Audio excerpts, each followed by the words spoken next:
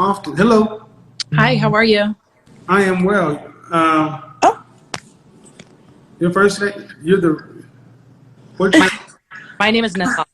my name is Tion. okay? Your child is Natal. Who's that? Natal. Nathalia? And then the ma'am in the bonnet. I'm Tion. I'm Tion. Okay, here's what I'm gonna do. I'm gonna bring you back. Okay, to you. Okay. All right, because you got on the back. You got on the bonnet, not the bang. Hi, how are you? I'm doing well, thank you. How old are you? I'm 30, 35. All right. So we're talking about balance. Are you single or are you married?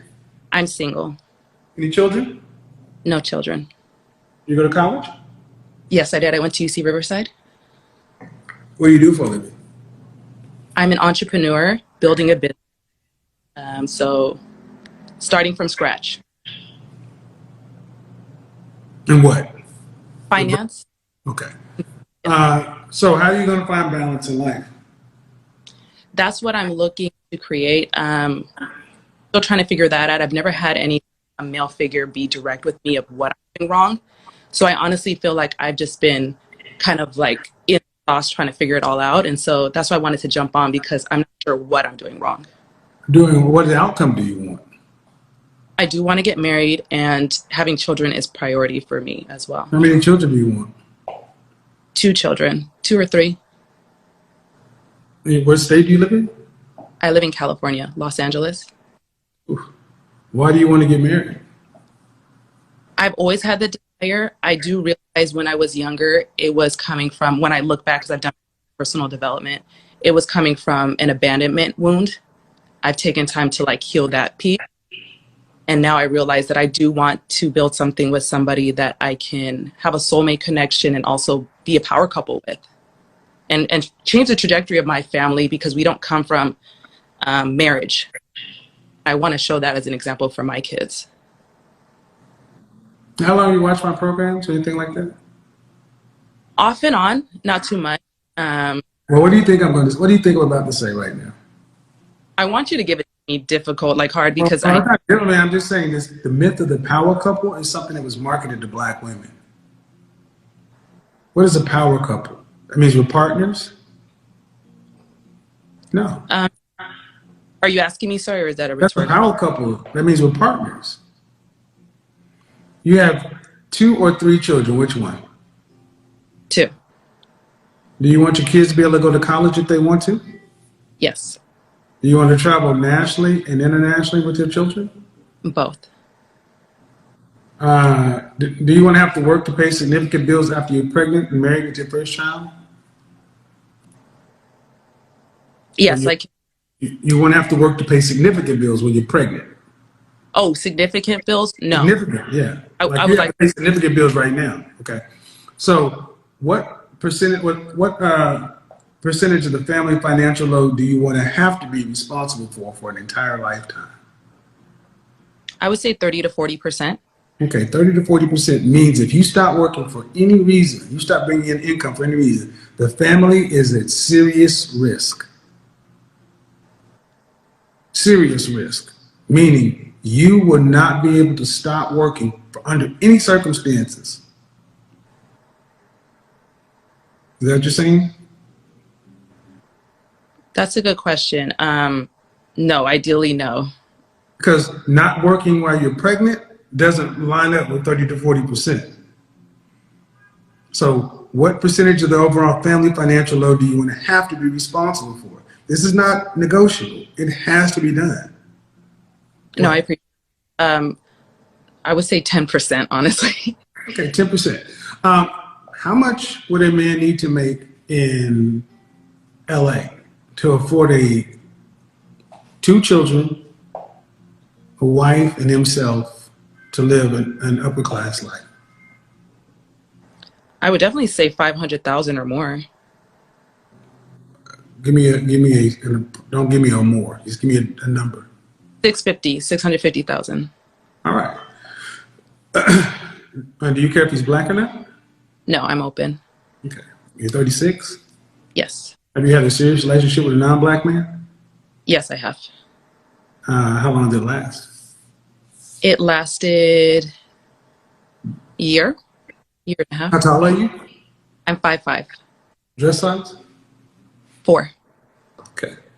Your last serious relationship was how long ago? My last serious relationship was 6 years ago. Okay. And the last time you've been intimate? Within the last 12 That's months? 8 months ago. All right. So, ma'am, what percentage of men earn $650,000 or more? Well, from the conversation I heard you speak about earlier, it sounded like it was less than 10%. 10% of men earn $100,000. Okay. 3% of men make a quarter, $300,000, $250,000, or $500,000. 3% of men make, okay, 10%, 100,000. Top 5%, around quarter of a million. 300,000, you start dropping around 3%. You get over 500,000, you're talking about 1%. And you're talking more than that. So you're talking about a fraction of a percent. So if he can meet, so if a man, they can meet that, and how tall, you said, how tall, 5 what? Say that again. How tall are you again? You said you're 5 what? I'm 5'5", 5'8" with heels. Okay. So how tall does he need to be? Anywhere like 5'8" and taller. I'm flexible. Okay. If this man can meet your socioeconomic standard, which is rather on the higher side, I think it's fair to say he can meet most women's. Why would a man choose you over thousands of other women? That's the question. That's a great question, and I still feel like I'm trying to figure out how to market myself. I do feel like I've been a firm believer in personal development. I think a lot of us don't come from backgrounds where we were provided with stuff, so I'm constantly seeking this knowledge. That's why I'm on here. But what would you have? But you have to give me something though. You know yourself better than I do, so don't tell me I don't. I would say one thing that is my strength is I'm a very social person. So when I think of somebody who is in that income bracket, I feel like I would their business because of the social like relationships that I have. I would be that connector. I'm really known for being a good like networker. So I think I'd be add value. Do you know any men that earn that kind of money? Not personally, no. Do you know any men who earn over $400,000 a year? Not No. into. Yes, I do. You do or don't? I do. Are they married? No, they're single. What do you think a man who makes that kind of income? What is some of the things they would want from a woman? I definitely feel they want a baddie for sure. A what? A baddie, like they want somebody who is like a 10, 10, 10 for sure. Somebody who's well kept, well put together, dresses well, speaks well, articulate, great conversation, can be in a crowd with anybody and be able to be put together. You just described a man. I described a man. You're describing the prototypical Tyler Perry Sex and the City metro female fantasy. Men at that level tend to be very traditional. They're housewives were raised to be housewives. They're not socialites. They're not networking. They don't need you to network. They're already the ends are meeting like a motherfucker with these men. So you ladies have been told, go out and get your PhD. I'm a PhD. And then you go out here and you can network and help them build a business. He doesn't need you for that. Would your kids be in private school or public school? I would like them to be homeschooled. All right. Would you have a housekeeper? Yes. Would you have somebody to help prepare food, the meals? I like to cook. That's my love language, one of my love languages. Cooking? Cooking isn't a love language. It feels But I'm asking, would somebody would help you with the household chores, but they wouldn't cook? yes. Yes, they would, or no, they wouldn't. I like to cook. I personally like to cook. Yes, they would, or no, they wouldn't. No, they would not. Would you have a nanny? Yes.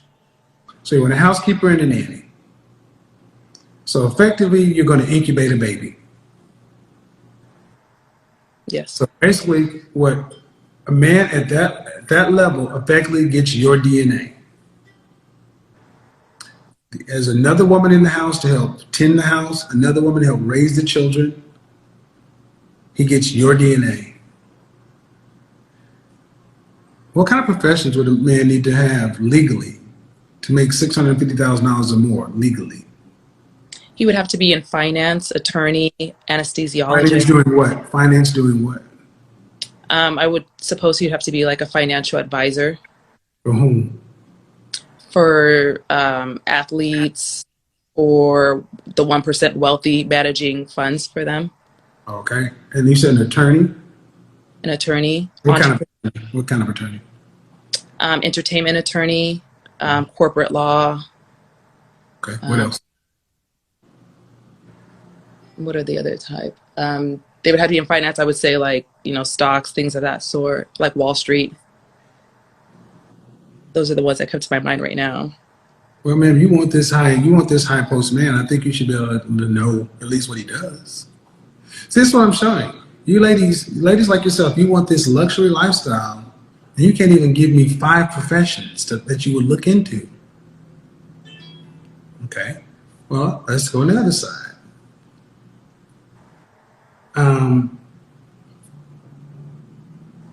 An average or an above average man.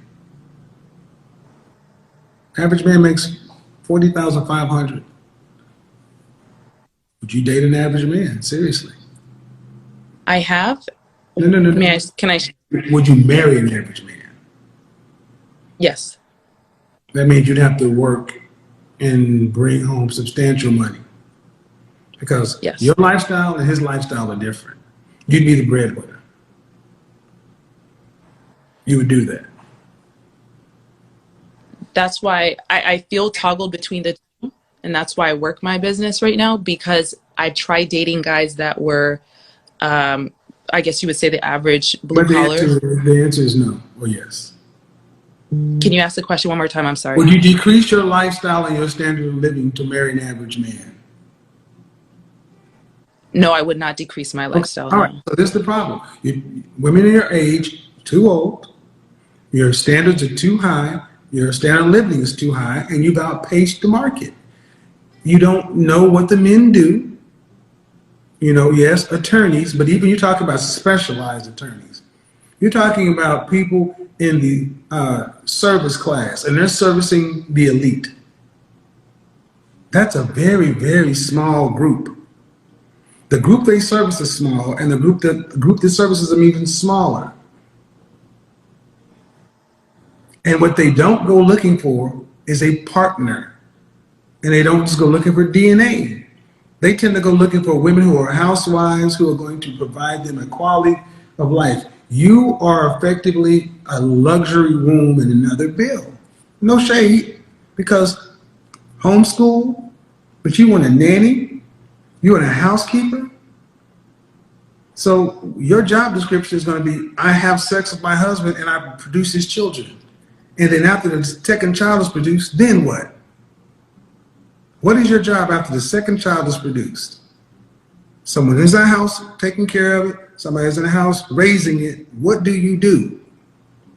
Because you don't want to pay more than 10%. Can I share something? Yeah, but hello? Go ahead. So when I've tried dating guys that were like the last gentleman that I was dating, he was a truck driver. And what was coming up was he was expressing that just the way I dress and put myself together, he was intimidated by the way I put myself together. And although I was okay with meeting him where he was at, it became a problem. And so through that journey and kind of looking back at it, I felt like I had to level up my standards because I felt like I kept coming against a wall when I am trying to date somebody for just truly getting to know them. Well, the problem isn't the truck driver. The problem is why, and when you were 22 years old, weren't you looking to be married? I was looking to get married. Okay. You've been engaged? Yes, I have. Who called off the engagement? I did. Why? It was emotionally abusive. So you've not dealt with any suitable men in your life that were marriage minded. I did not know how to look for that at the time. No. But the answer is you have. You just didn't know. Yes. So you weren't really looking because if you weren't available to receive it. So, do you make room for the possibility of the fact that this is what tends to happen with women? You're hypergamous. You want a man to have at least what you have. What happens the longer you work in your profession? You make more money. The older one gets, the more you've experienced. You want a man that's way up here, but your sexual marketplace value is down here relative to this. And if this man is up here, just like you would have to settle, he'd have to settle. Is it fair to ask him to settle? No. And he's not going to. And if you don't actually get somebody, and what happens, do you earn over six figures? No, I don't. Have Not you right ever now. earned over six figures? Excuse me? Have you ever earned over six figures? Yes, I did. For how long? 3 years? In LA? Yes. Over 200,000? Not over 200,000, no. Over 150? Less than 150. So due respect, you were making about 125. so that was like making $63,000 in Atlanta. So ma'am, the way you kind of come across your image is like you're making $250,000 in Dallas or Houston. You're an above average earning woman. Okay? But you want a man who's making multiples more. What does your father do for a living? My dad is unfortunately What did he do for a living? he was an X-ray tech and owned like real estate. What did your mother do for a living? He was an RN. Okay. So your mother and father were middle class? Yes. Why in the hell are you looking for a rich man? Because the guys, like I said, that I was meeting. No, ma'am. You were middle class. Your degree is in what? It was in sociology. Sociology, one of those useless degrees. Yeah. So what I'm getting from you is a woman who has this, I have this look, this air, and that's cool. But you're not an elite. You're middle class. You were from a middle class family, and you're out of your league. And I'm trying to be as political as I can, but oftentimes our women, when they get these degrees and they're starting to think you're up here. And your mom was an RN and your dad was an X-ray tech. That means you get somewhere between RN and X-ray tech. You got a degree in sociology. You're not making what you made before. You're in finance now. I don't know what that means. Primerica? What is that? Yeah, network marketing. Yeah. Primerica. I know. And how do I know these things, people? Because I don't just talk. I understand. So your standard is extremely high. And I'm going to say this in the nicest way I can, but you almost come across as like you're like imposter syndrome. Mm-hmm. So when you say you dated a truck driver and you dressed a certain way and you felt intimidated, but the truck driver was probably earning what you were making? He would always complain about money, so he presented it like he wasn't. What kind of truck driver? At the port in like. Okay. But see, the thing is, the men are talking about up there, they're also going to look at your pedigree. They're going to look at where you come from. They're going to look at your school. They're going to look at your parents. They're going to look at who you dated. They're going to be like, no, because they're going to bring you around their partners in a law firm. And unfortunately, all that at 36, and then you really don't want to work. You want to be taken care of. You're too old for that. You worked all this time. Do you have student loan debt? No, I don't. Well, you worked all this time. Why do you get to retire now? Because you have 2 kids? Absolutely not. That doesn't even sound like close to a fair deal. So what would you say, like, for me, who would be like the that I should be looking for? Well, that match. Well, socioeconomically, you'd be good to have somebody who's like an accountant, somebody who's like in tech, software engineer, systems engineer. Somebody's making 80, anywhere from 60 to 85. But my concern is, and maybe this is because you're a little nervous or whatever, and everybody responds differently. But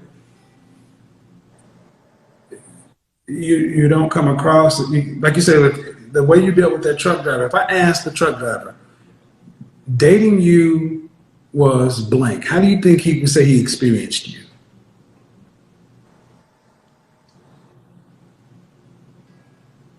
I couldn't answer that. Do you like to find the things in life? I do. I don't like saying no to myself for opportunities and experiences. Okay, but where did you get this? Okay, can you afford these things?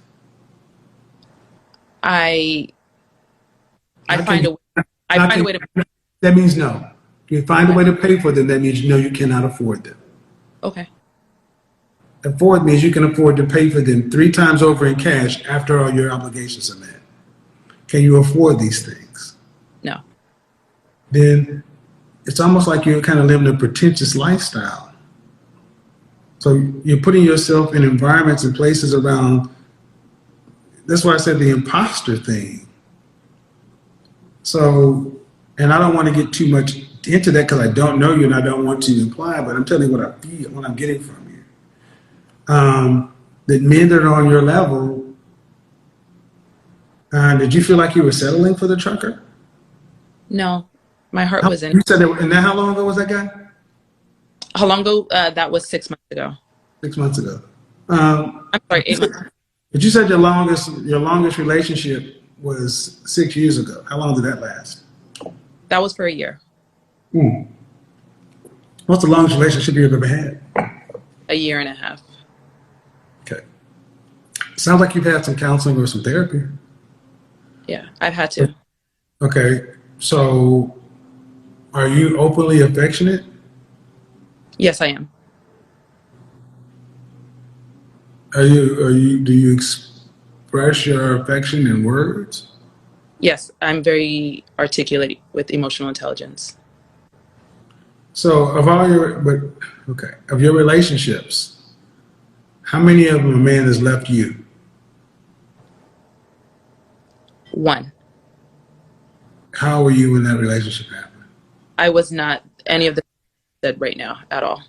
I was not anything that I told you right now. I was in my trauma at that time, so I was not showing my best at But all. how old? I said how old? How old were you? How were you? I was 28. Okay. And how many relationships have you had? I've had 4. So 3 out of the 4 you left. Yes. Okay. Well, ma'am,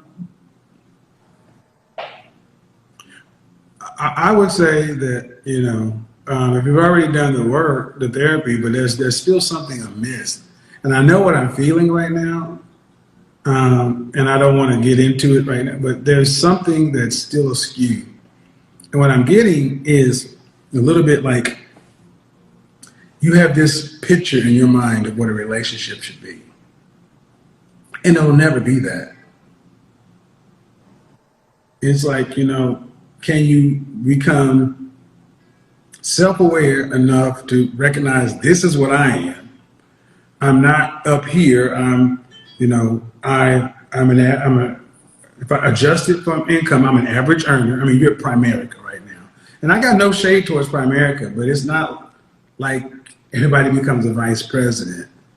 People who go to Primerica are generally looking for a way out of corporate America. How long you been doing it? 2 years. And Well, what level are you? In network marketing, 2 years. With this company, it's been 6 months. And what level are you at? Regional vice president. Okay. Are you doing financial products? Yes. Okay. So let's see. Well, I don't get wife. I'm gonna tell you right now. When you said power couple, the kind of man who's making the kind of money, they don't want to be partners in power couples. They want cooperative wives who aren't trying to live this yuppie thing. Possibly an executive wife, which is that's the closest thing to a quote unquote power couple, but I don't know how you would be in a relationship. Have you interviewed your exes? I would like to. I honest to God. But I'm not sure if they would be open to that. I think I it's mean, more. are they married? One is. Okay, just ask them, hey, send an email. What was I like to be with? Because they can tell you. Because it's not really. There's a phenomenon that I've seen in the last several years. I call pretty professional problems. You're talking about pretty, you talk about six, adjustable six, 8, 9. So cute, pretty, beautiful, professional women who want relationships, but they can't maintain them. I went to Houston to talk about this issue, Chicago, and then in New York, and in LA. That's like your hot. That's where y'all live. LA, Chicago, Houston, New York City. Emotionally unavailable.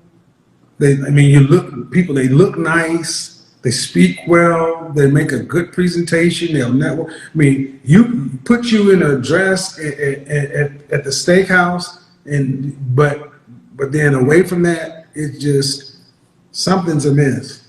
And what I've noticed is many women like that are afraid to fail. So you sabotage stuff. You want it to always look good. So are you one of these kind? So I'm not saying you, but like women who don't like to go out of the house unless every hair is right. It has to No, always look good. So it's not a matter of femininity training or wife training. It would really just start to, I would say, actually, I'm going to be tackling this year because so many of our black women are in this category. Frankly, that's why I'm talking about self-awareness. So many of our black women are in this category: beauty, brains, business, and bonds. With the inability to make bonds, you just have a bunch of women stranded. So, yeah, stay tuned. You're not still in therapy though, right? I am. I feel like it's just a lifestyle at this point. Okay. Well, I'm not a fan of that. I think it's a good idea to switch therapists. And also, do you do any charitable work? No, I don't. Okay. Giving of yourself is always good. I mean, American Heart Association, find a cause, and also it puts you in proximity with certain types of men because I'm not getting the fact that it's beyond repair, but I just can't fix it. I can't address it right now. I would say that are you active in your neighborhood? I'm active. I host a lot of networking events, so that's how I'm active. I mean, are you active not toward the end of gaining business? I mean, do you know who your councilman is? Are you part of the chamber? Do you go to church, charitable organization? Are you moving around, or is it always a goal to try to make to get a sit down? The latter. See, that network marketing thing, a lot of people don't like that stuff. Nobody. Hey, you want to come over and? I mean, Primerica was what woke me up out of the fog of corporate America. So I got nothing but good things to say about it. But long term, not for me, it wasn't anyway. Because once you burn your warm network, yeah, and at 36, you have you been to the OBGYN to find out your so you only got a short window. So it's time to start actually putting resources toward it to start making a deal. You need to find out your deal breakers. I'm going to be honest. that luxury lifestyle you're talking about? Because at the end of the day, that's all a good deal. I mean, just the DNA, you're going to do some work. Just Question. reconsider. Just reconsider. And I got to go ahead and wrap this up. But go ahead. So I climbed in my company and now I'm hitting multiple six figures. How does that change? Because I know you said there's imposter syndrome, but there's also a piece of you want to exude what you want to create in your life as well. So what do you, the question again is what? Let's say I get into the multiple six figures with my company, because I'm saying that, or you're feeling imposter syndrome when it comes to me, then it's like, it kind of, If you get into six figures or Primerica, yes. then the question is, then what? Then how does that change? Because I know you were saying like there's imposter syndrome. Are you feeling imposter syndrome with me when it comes to how I'm showing up or how I dress and things I like? Well, But it's but that's the difference. Then the money will catch up to where you're already. This whole manifest thing, fake it till you make it. But you know, and I know the chances of that happening are remote. I mean, how many? I mean, you know the numbers of who gets there, right? I mean, so what percentage? What's the probability of that happening in the next 5 years? I don't have that answer. I don't have that What do you answer. think? I mean, I would think 5%, if that, maybe less, 3%. So then why even? So if you got a 5 to 3% chance of something happening in the next 5 years, why is it even a question? Because I see the work that I put in, so I See, believe that. and that's the imposter syndrome. That's the imposter part of it. You're still focused on the fantasy, this image facade you built for yourself, and I just made you quantify. There's a 3 to 5% chance that this might happen in the next 5 years, which means there's a 97 to 95% chance that it won't. But you'd rather say all the work I put in, the work for what? You know who does this? Degenerate gamblers in Vegas. It's called sunken cost fallacy. You've sunk so much cost into this facade.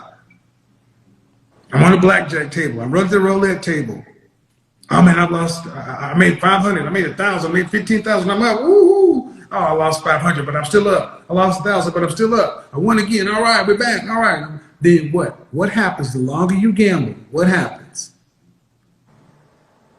The more money you, Who wins the longer you gamble? the companies. No.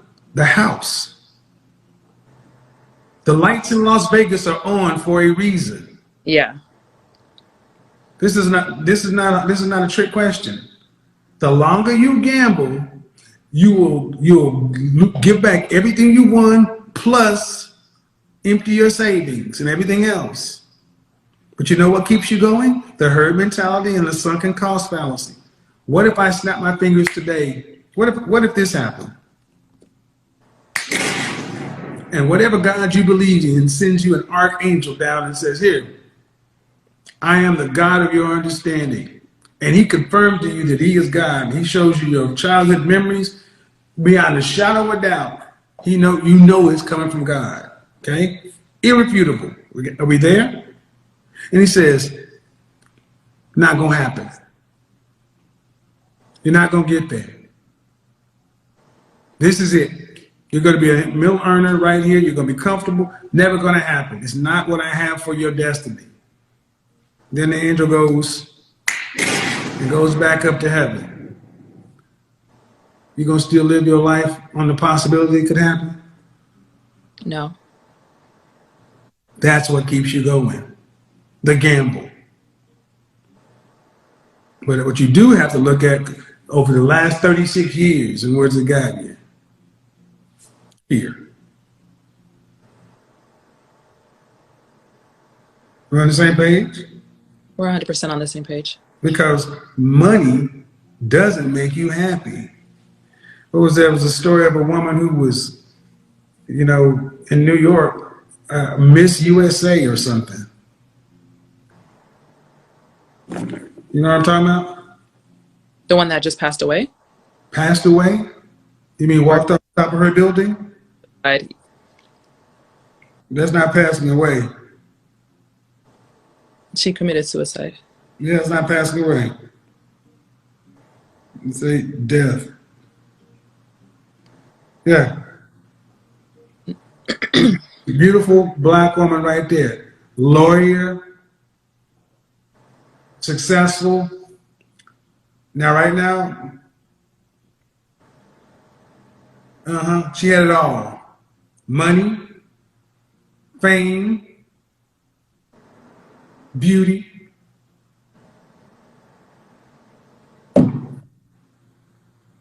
People is what life is about. Relationship. You can work a room, but you can network for a sale. Can you build a life? Can you build your own network? That's the most important networking skill.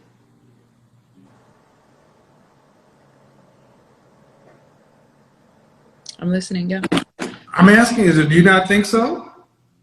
This is giving me a lot to think about. I'm asking though. I mean, I agree with you. How many millionaires and billionaires? How many people do you see up in director, vice president, or executive management who are single? Not a lot. No. No, because the first thing you manage is your home. That's the first team. And so many of our women have this professional, polished thing, but it's like there's just no emotion. It's like the light's not on. Like there's no passion, or you're an affectionate person. So I have high emotional intelligence, but I'm reading just no affect, no feelings. When was the last time you actually shed a tear? 2 days ago. Okay. Has anyone ever broken your heart? Tremendously, yeah. How old were you? The one from 8 months ago. How long were you guys together? We were together for 8 months. Okay. I'm not trying to go. My point is, stop defining your success by your bank account and these bullshit ass titles. That's why so many black women are dying alone. That shit was pushed to our community. It's pushed to every community, but our women bought into it more than anything else. Living single, girlfriends, and now you got a bunch of 45-year-old women telling you, go now, focus on yourself, don't worry about such and so forth. 45 to 70, 45 to 60. I'm like, they at least had some money from Hollywood. You're an accountant. So I'm asking you to move like you don't have this potential to make this money, because it's not really a potential. How would you move if you were a school teacher? How would I move if I was a school teacher? How would you move throughout the world if you were a school teacher? If you were a third grade teacher, how would you move in the world? How would you operate? Would you have this lust? This lust for the finer things and don't deny yourself? No, I feel like I would be content with. Well, then become a third grade goddamn school teacher and get content, because that's closer to your reality. That's all I'm saying. That's all I'm ultimately saying. And the more you can get out of this delusion that or an illusion of this world you created for yourself, or titles and this and that potential, and get down to, I got a sociology degree and adjusted, I'm making about $60,000. You know, I'm cute, but so what? That's not, it's not extraordinary. It's better than some, not as good as others. Right around the middle. Right in here somewhere. But what is it getting me? What do I have in life? Do I have any long term? Because unless you haven't had any illnesses or any challenges like that, you're fortunate. We take all this shit for granted. That's why I showed you that woman who had more than you. Start living life on purpose. All right, have a good day.